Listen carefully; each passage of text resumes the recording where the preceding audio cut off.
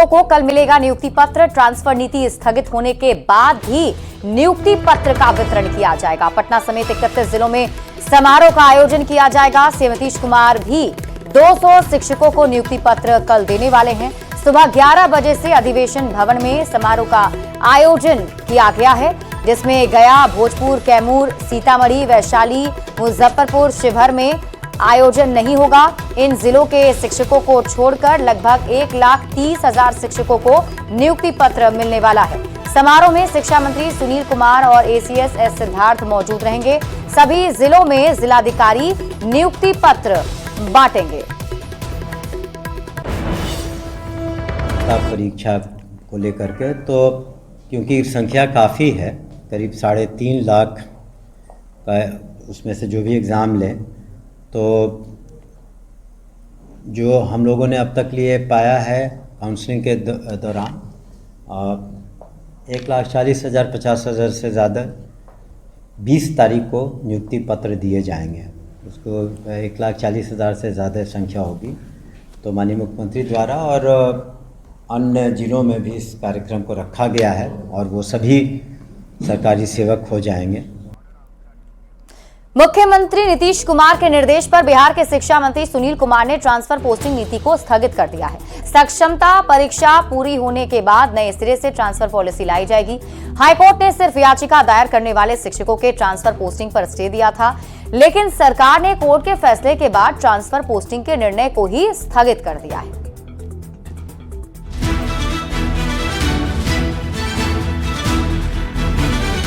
स्थानांतरण नीति है, उस पर हम लोग तत्काल स्थगित रखेंगे। जो नीति है उसमें आवश्यकता अनुसार हम लोग कुछ बदलाव भी कर सकते हैं। बिहार में 5 लाख सरकारी शिक्षकों की ट्रांसफर पोस्टिंग अटक गई है। पटना हाईकोर्ट के स्टे के बाद शिक्षा विभाग ने टीचर ट्रांसफर पॉलिसी स्थगित कर दी है। शिक्षा मंत्री सुनील कुमार का कहना है कि सक्षमता परीक्षा पूरी हो जाने के बाद नए सिरे से ट्रांसफर पॉलिसी लाई जाएगी। इसमें मौजूदा नीति में बदलाव भी हो सकता है। हम लोगों ने सहानुभूति पूर्वक सभी पहलुओं पर विचार करके सोचा है कि ये जो सक्षमताएं परीक्षाएं हो जाएंगी और जो नीति है उसमें आवश्यकता अनुसार हम लोग कुछ बदलाव भी कर सकते हैं। औरंगाबाद के 13 शिक्षकों ने पॉलिसी का विरोध करते हुए 18 नवंबर को हाईकोर्ट में याचिका दायर की थी। इस पर सुनवाई करते हुए फिलहाल स्टे लगाते हुए सरकार को स्थिति स्पष्ट करने के लिए 3 सप्ताह का समय दिया गया है। मामले की अगली सुनवाई 21 जनवरी 2025 को होगी। हम लोगों ने अपना पक्ष माननीय न्यायालय के समक्ष रखा और उन्हें बताया कि रूल के कंट्रेरी जाकर के जो प्रोविजन बने हैं ट्रांसफर पोस्टिंग के, वो कहीं से भी वैधानिक नहीं है, लीगल नहीं है। आपको बता दें कि हाल ही में बिहार सरकार शिक्षकों के ट्रांसफर के लिए नीति लाई थी। इसके तहत शिक्षकों से अपनी पसंद की जगह के लिए आवेदन मांगे गए थे। सरकार ने 22 नवंबर 2024 तक आवेदन की समय सीमा तय की थी और कहा था कि समय पर आवेदन न मिलने पर विभाग अपनी मर्जी से पोस्टिंग कर देगा। अब तक करीब 1,20,000 शिक्षकों ने ट्रांसफर के लिए आवेदन किया था। साथ ही शिक्षक संगठन ने सरकार की इस नीति का विरोध करते हुए आरोप लगाया कि आवेदन की प्रक्रिया में गड़बड़ी है।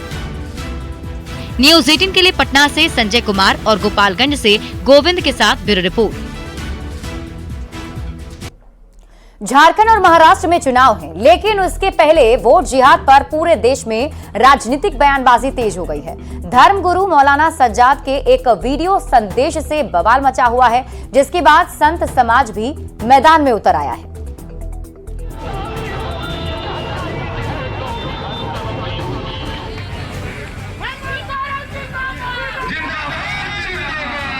कुछ घंटों के बाद महाराष्ट्र और झारखंड में वोटिंग शुरू हो जाएगी, लेकिन बयानबाजी का दौर खत्म होने का नाम नहीं ले रहा। बयानबाजी के केंद्र में है वोट जिहाद का मुद्दा। इस्लामिक धर्म गुरु मौलाना सज्जाद के एक वीडियो संदेश से बवाल मचा हुआ है। आप भी सुनिए इस्लामिक धर्म गुरु मौलाना सज्जाद का क्या कहना है। मुझे मालूम है लोकसभा के इलेक्शन में आपके कुछ लोगों ने बीजेपी का साथ दिया था। ऐसे लोगों का हुक्का पानी बंद होना चाहिए, ऐसे लोगों का सोशल बाइकआउट होना चाहिए। पहले से ही वोट जिहाद के आरोपों से गरमाई देश की राजनीति मौलाना सज्जाद के बयान से और गर्मा गई है। अब हिंदू धर्मगुरु भी मैदान में उतर आए हैं। हिंदू धर्म गुरुओं का कहना है कि हिंदू वोटर्स को सनातन धर्म को बचाने वाली सरकार के पक्ष में एकजुट होकर वोट करना चाहिए। जिस प्रकार से वहां पर मुल्ले, मौलवी, मदरसा लगातार ये प्रयास कर रही है कि हिंदुत्ववादी विचारधारा के लोग चुनाव न जीते, राष्ट्र विरोधी चुनाव जीते, इसके नाते हिंदू धर्मगुरुओं को आगे आना पड़ा है और हिंदू धर्मगुरुओं को भी अपील करना पड़ा है कि सनातनी का ही चुनाव करें। जो वोट जिहाद वाली एक जो मुस्लिम धर्मगुरुओं की तरफ से बात चलाई जा रही है, ये बिल्कुल गलत है कि जिस प्रकार अगर मुस्लिम समाज एकजुट होकर हिंदू विरोध में वोट अपने देता है, तो मैं भी अपने हिंदू समाज से ये अपील करना चाहूंगा कि आप लोग भी एकजुट होकर हमारे हिंदू समर्थक जो दल हैं उनको समर्थन दें। महाराष्ट्र से शुरू हुई वोट जिहाद की सियासत बिहार, झारखंड तक पहुंच गई है। वोट जिहाद के मुद्दे पर बीजेपी नेता और केंद्रीय मंत्री गिरिराज सिंह ने इंडिया अलायंस को घेरा। अब समय आ गया है कि रांची को कराची नहीं होने दें और दुमका को, साहिबगंज को बांग्लादेश नहीं बनने दें। वहीं आरजेडी अध्यक्ष लालू प्रसाद का कहना है कि बीजेपी के लोग ऐसे ही बकवास करते हैं। और तो कोई बात है नहीं, देश में गरीबी, गुर्बत, अत्याचारी, बेकारी है, आई लोग रोज यही बकवास करते हैं। महाराष्ट्र विधानसभा चुनाव के दौरान बीजेपी वोट जिहाद का मुद्दा लगातार उठाती रही है। उसका आरोप है कि मुस्लिम बहुल इलाकों में बीजेपी के खिलाफ एकजुट होकर वोटिंग होती है, इस कारण लोकसभा चुनाव में उसे नुकसान उठाना पड़ा।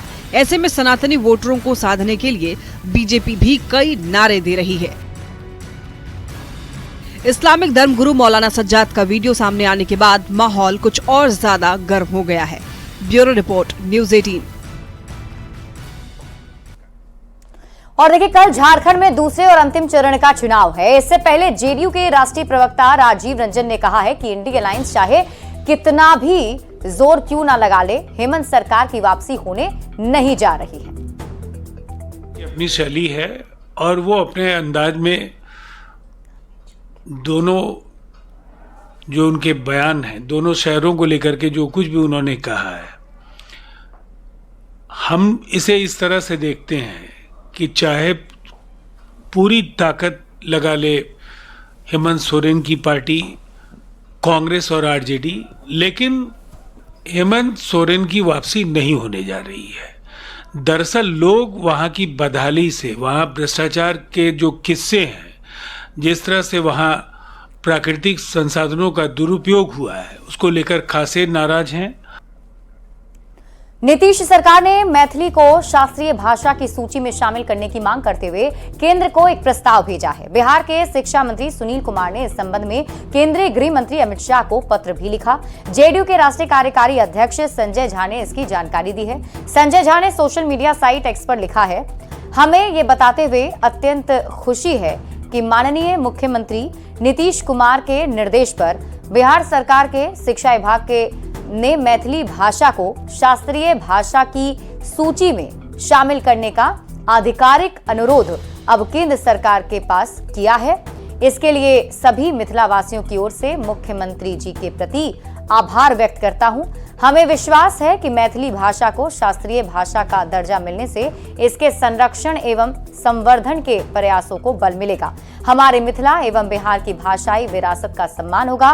मैथिली भाषा के प्राचीन ग्रंथों में निहित गहन ज्ञान से दुनिया को अवगत भी कराया जा सकेगा।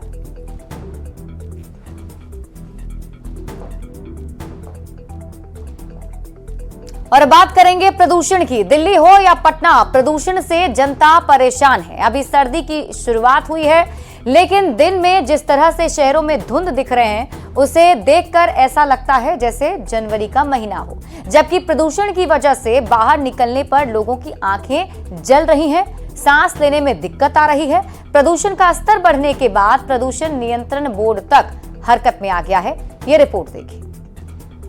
ठंड की अभी शुरुआत हुई है, लेकिन दिन में आसमान में छाए धुंध को देखकर आप अंदाजा लगा सकते हैं कि राजधानी पटना में प्रदूषण का स्तर कितना खतरनाक लेवल पर पहुंच गया है।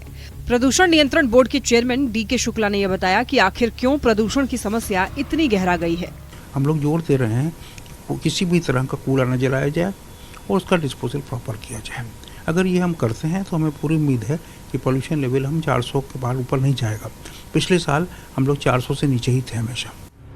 प्रदूषण की एक बड़ी वजह निर्माण कार्य भी है, जो कि पटना में धड़ल्ले से हो रहा है, जिसकी वजह से छोटे छोटे धूलकण हवा में घुल जाते हैं। ऊपर से शहरों में पेड़ों की कम होती संख्या की वजह से प्रदूषण की समस्या गहराती जा रही है। नगर विकास मंत्री नितिन नवीन ने बताया कि सरकार जल्द ही इस समस्या को दूर करने के लिए बड़ा कदम उठाने जा रही है। जो पटना का विस्तार है, क्योंकि जब डेंसली पॉपुलेटेड हो जाते हैं तो उसका अपना एक प्रॉब्लम होता है, तो उसके विस्तार पे भी हम लोग काम कर रहे हैं। कई जो आपके एरिया हैं जो पटना के आउटस्कर्ट्स को डेवलप करने के लिए भी हम लोग सैटेलाइट सिटी में भी आगे बढ़ रहे हैं। लेकिन जो पटना का अपना पॉपुलेशन है उसके लिए भी तत्काल में जो उपाय है पॉल्यूशन कंट्रोल करने के जो मेजरमेंट होते हैं उसमें हमेशा ये प्रयास किया जाता है कि धूल के मात्रा को कम किया जा सके। पटना जैसे शहरों में निर्माण कार्य होना नई बात नहीं है, लेकिन सवाल ये है कि प्रदूषण की समस्या ठंड के मौसम में ही क्यों बढ़ जाती है। मौसम वैज्ञानिक आनंद ने बताया कि आखिर ऐसा क्यों होता है।